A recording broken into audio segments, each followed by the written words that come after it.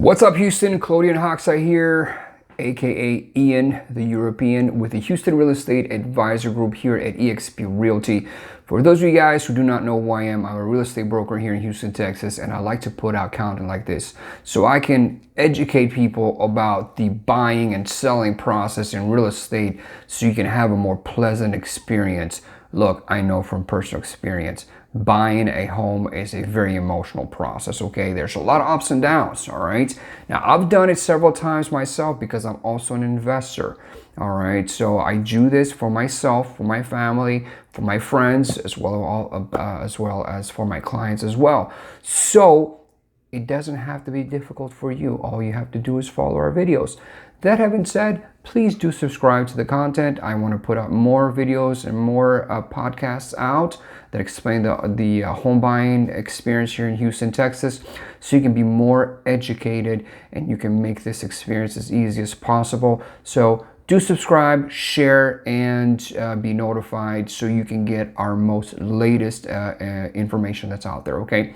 So now that commercial is done, I want to dive into a very important subject. I consider it to be important. That is the pre-approval letter, okay?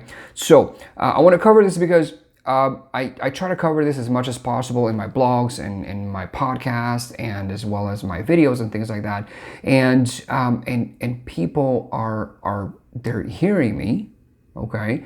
So they're getting these letters, but they're not exactly what we need. All right, so I want to explain today the difference between a pre-approval letter and a pre-qualifying letter. Okay, they're not the same thing. They're similar, but not the same thing. Okay, so sometimes when you talk to a mortgage person, they'll take you through their screening and they'll ask you certain questions, and you answer and things like that. So they ask you, how much do you make?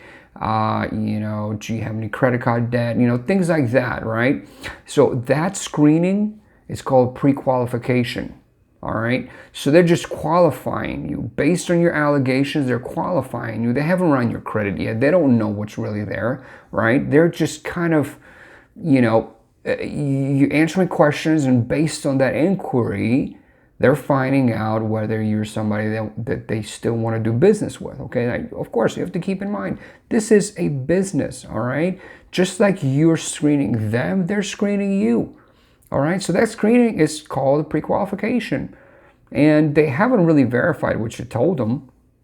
Okay, now once they do that, once they verify, once they run your credit, they look at bank accounts and things like that, that is called a pre-approval. Okay, that's important that you know that.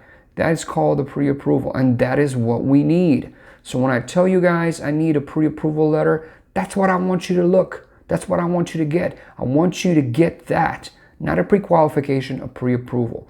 Now, why is that important? That is important because we're going to be submitting that information out as we're putting offers. I cover this all the time in my videos. The market goes so fast, all right? And if you see a home that you like, if you're not quick to react, if you don't have your stuff ready, if you're not prepared, somebody else is going to get it, okay? Especially those homes that are in the right price. So a nice home in a nice price, in an area that you're going to want to be in, keep in mind, you're not the only person that wants that, okay? Quite frankly, to be completely honest with you guys, sometimes when I'm out there showing, I'm like, you know what? This may be perfect for my other client.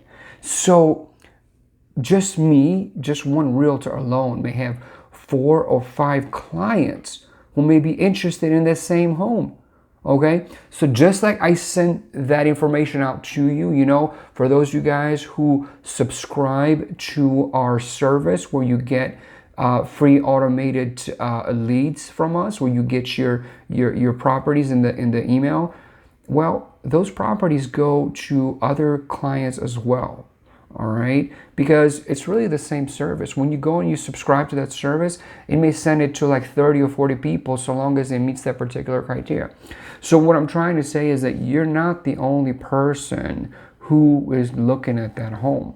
One agent alone may have 4 or 5 people that may be interested in that. So it's not unheard of to show the same property to 3 or 4 clients, because it meets their criteria, especially when it's something that is very common, okay? Like something that's common, like what's something that's common? Where, especially here in Houston, Texas, people are like, well, we want to start our home. I work a lot with new clients and first-time home buyers. So what I hear all the time is we want a 3 and a 2 in a good area, good schools and things like that, close proximity to the freeways. Well, you're not the only one, especially if you're looking at a mid-range price. You're not the only person in Houston looking at that, okay? This is a big city. So that's why I stress that you get the proper document. That's why I stress that you get the pre-approval letter, all right? So, another thing that I do stress is that being prepared, okay? What I do with my clients is I do what's called a buyer consultation. So I make it a point to meet with all my clients prior to showings. Okay, so you get to know me, you get to see my face. I tell you what I can do for you, and I get to know you. I get to see what you're about, what you want. So we get deeper into what you want to purchase. Okay, in my home purchase consultation, I go over all these things, and I make sure that all my buyers are prepared. Okay, because I want you to get that property that you want, right? The worst thing that can happen is, you going home and you're losing that property that you want. And I don't want you to do that. I don't want you to be with regrets, right? I don't want you to settle for second best, all right? So that's it, guys. That's what I wanted to cover today. I wanted to make this short and sweet. I like to make all my content short and sweet. And if you guys have questions, concerns, topics that you want me to cover, do contact me. I'd love to hear from you, okay? I want to see what you guys want me to cover, all right? Thank you so much. Y'all have a great day, and I'll see you later.